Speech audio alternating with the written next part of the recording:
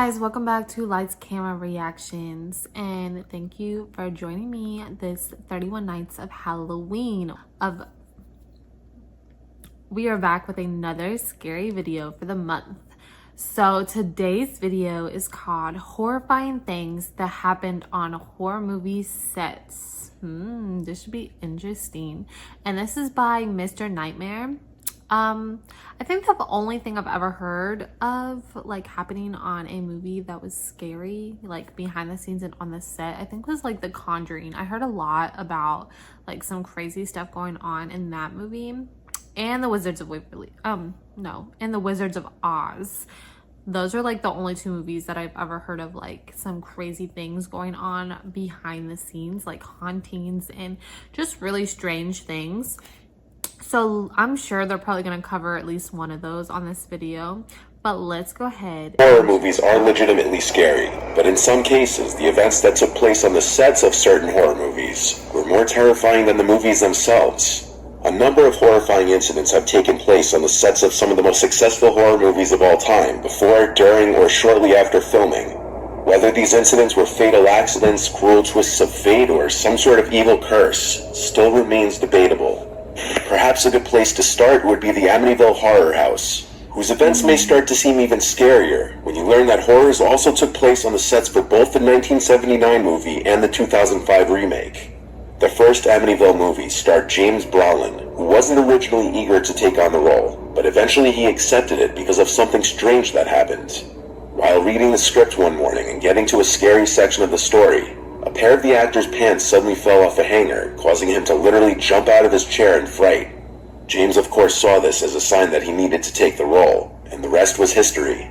Fast forward to the 2005 remake, with Ryan Reynolds taking on the part that was originally played by James Brolin. During filming, Ryan Reynolds, along with other cast members, claimed that every morning at exactly 3:15 a.m. they would wake up. The reason why that's terrifying is because 3:15 a.m. was the exact time that Ronald DeFeo murdered his entire family in the house. Oh wow. And it becomes a whole lot more creepy. At one point during filming, there was also an actual dead body that washed up near the filming set in the boathouse in the backyard of the house. Actors and crew members always suspected that there was an otherworldly presence during the filming of the movie. Strange. Whether they were right or just overly paranoid, who knows? That would definitely freak me out. The 2012 film The Possession is an unconventional horror movie that involves rabbis, Judaism, and a cursed Jewish relic called Dybbuk box that attaches itself to a young girl. A Dybbuk box is a wine cabinet claimed to be haunted by a Dybbuk, which is a malevolent wandering spirit that enters and possesses the body of a living person until exorcised. What happened on the set of The Possession left even the star of the movie, Jeffrey Dean Morgan, feeling very uneasy, and he already had a lot of experience acting in horror movies and shows under his belt. Some of the seemingly supernatural things that happened included lights exploding for no apparent reason, as well as chilly breezes wafting through closed sets for no particular reason. But the scariest incident occurred when the storage facility where all the movie props were being held caught fire and burned to the ground. A team of investigators concluded that the fire was not started from an electrical fault or arson, but the actual cause for the fire couldn't be determined. That's pretty strange. The box used in the movie, which played an important role in the movie, was destroyed in the fire, and the cast and crew later refused to allow the movie's producers to replace the Dybbuk box for fear that it was cursed. Right, that's kind of... I feel the same way. Conjuring is a movie that's supposed to be based on the true story of the Perron this is family, The Conjuring. who claimed I to heard be a bunch of stuff tormented by happens. supernatural entities in the Rhode Island home in the 70s. While several of the family members spent time on the set during filming, the mother refused to go anywhere near it, as she was convinced that several unexplained events that plagued the filming of this movie on set were proof that the spirits hadn't finished with them yet. For instance, when members of the Perron family were visiting, a furious gust of wind suddenly rose. I honestly don't blame her, since she actually went through this nightmare and experienced these, haunted horrors. So I wouldn't want anything to do with the movie or any aspect of something that reminded me of it, to be honest, because that would just bring back so much trauma, I would assume. Like, I don't know. What do you think? I definitely think that it would just bring up, reoccurring trauma of what happens to me in that home. And, the story was based on her life, what happened. So And seemed to swirl around them. However, nobody could see any movement in any of the trees just opposite them. Movement you'd expect to see from any normal gust of wind. Just a couple days later, the hotel that the actors and movie crew were staying in caught fire and everyone had to be evacuated. And it doesn't end there. James Wan, the movie's director, recalls working late in his office one evening when his dog started growling at something. He would get up to investigate, but he couldn't find anything that would be antagonizing the dog. However, the dog had his sights on something across the room. It seemed he had focused on an unseen entity in one corner of the room. James took a break from working after this, having been legitimately freaked out. Vera Farmiga, who played the role of the paranormal investigator in the film, refused to take the script home with her, as she said it made her feel uneasy. She also couldn't read it at night because she became paralyzed by fear whenever she tried. Wow. After a phone call discussion with James Wan, Vera opened her laptop screen, and there were 3 digital claw marks from the upper right diagonal to the lower left.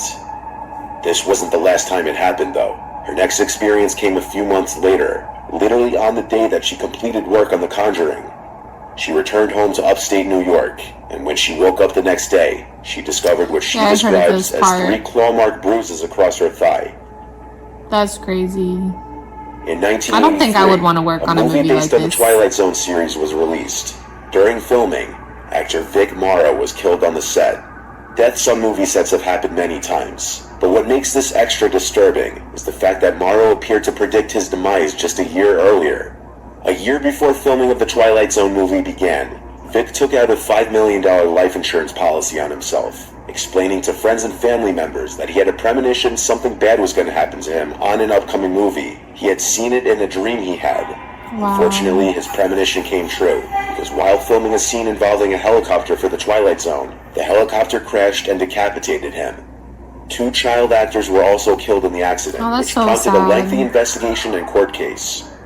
It was later revealed in court that the movie's concept artist unintentionally drew an identical image in his sketches to what actually happened, a burned-out helicopter in the middle of a river, essentially foreshadowing the accident.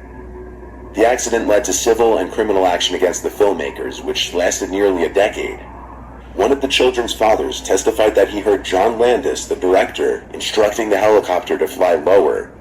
All 4 parents testified that they were never told that there would be helicopters or explosives on set, and they had been assured that there would be no danger, only a lot of noise. Oh wow, John Landis I couldn't and imagine 4 other losing my crew children members to would be something found like not that. guilty on the 3 charges of manslaughter, having been the first time a director was charged due to a fatality on a film set. The 1976 film The Omen is another horror classic following the tale of a young boy named Damien Thorne, who was replaced at birth by his father, unbeknownst to his wife, after their biological child died shortly after birth. As a series of mysterious events and violent deaths occur around the family and Damien enters childhood, they come to learn he's in fact the Antichrist. The film almost wasn't going to be completed due to an alleged curse that surrounded filming of the movie. So many horrible things happen on the set of The Omen that it can be comparable to the amount of bad things to happen in the movie. Wow. The tragedies began with the son of the lead actor Gregory Peck taking his own life as soon as filming began. The next incident was when a crew member suffered major injuries after getting into a car accident while driving to the set.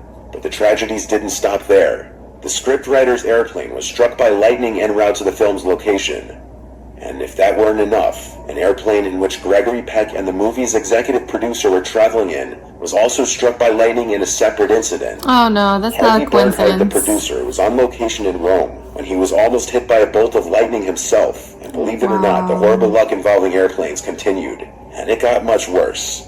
One day, the crew had decided to use a private airplane to get from one film location to the other. That is definitely not a coincidence. That is crazy that they had multiple plane incidents and that this many people off that movie got hurt, injured, or unalived. Like, no way that's a coincidence. However, just after the plane took off with a number of the crew on board, something went wrong and the plane went down, crashing into a road and hitting a car, And which most then of it was crashed at a caused high by speed lightning. into another vehicle. Like, come on now. All 11 people involved in the accident were killed. Wow, Another tragic no death way. associated with the movie set was that of Liz Moore. John Richardson, the Omen special effects expert, was driving through the Netherlands with Liz Moore when they were involved in a terrible car accident. Richardson escaped with very minor injuries, but Moore's head was completely severed when a tire smashed into their vehicle. This incident was eerily reminiscent of a scene in The Omen, in in which the character Keith Jennings, investigating Damien's supernatural origins, is decapitated by a sheet of glass that comes loose from a vehicle. This is on a definitely not construction coincidence. site. Like, Richardson later reported that's crazy that just before that this the crash, happened. he passed a road sign that read Omen, 66.6 kilometers. Make of that what you will, but there's no denying that it's not too far off to speculate that the production of The Omen may have been cursed. That or it was Did all they just an remake this outrageous movie? coincidence. All that can be said for I don't sure know. is that I The feel like Omen they is a remade very this. iconic movie, and the If they chilling did, let me tales that know. surround its And production have only also, if helped to so, cement I that wonder legacy. if like a bunch of crazy stuff happens behind the scenes as well. I feel like they remade this movie. So that was crazy. What did you guys think about that video? I know that was, especially that last one, The Omen. I guess that's probably why they saved it for last, is because all that stuff happens, like, what was it, like 3-4 planes, and all had to do with lightning, and then 2 car accidents, and someone taking their own life. That is insane. Like, I don't know. I don't think I would want to work on a movie based on a true story when it comes to like hauntings and ghosts, because I would be petrified that like something like this would happen to me. Like, I can imagine like waking up with scratch marks on me after a movie, or I would probably quit after that. Like, no, I'm good, you know, find someone who looks like me, or just take me off the rest of the movie. I don't care. Don't pay me. I don't care. I don't want to be part of it. That's how I would feel. How would you feel? Like, what would you do? Would you keep pushing through the movie? I would probably even be scarred afterwards. Like, after the movie, I would be like so like traumatized and freaked out about everything. So I would just on the rip say I'm not doing a spooky, scary movie that's based off of true events or stories, just based on these situations. But I really did like this video. It was a good spooky video for 31 Nights of Halloween. I hope you guys enjoyed. I hope you guys have been enjoying all the videos that I've been dropping. And remember, I'm dropping a video every single night of October around 5-6 o'clock, and so make sure you check them all out. And help your girl out by liking this video, subscribing, and hitting that notification bell for more content. And if there are any videos that you guys would like me to react to, go ahead and leave them down in the comment section and I'll get right on it. And again, thank you guys for watching, and have a very spooky 31 Nights of Halloween.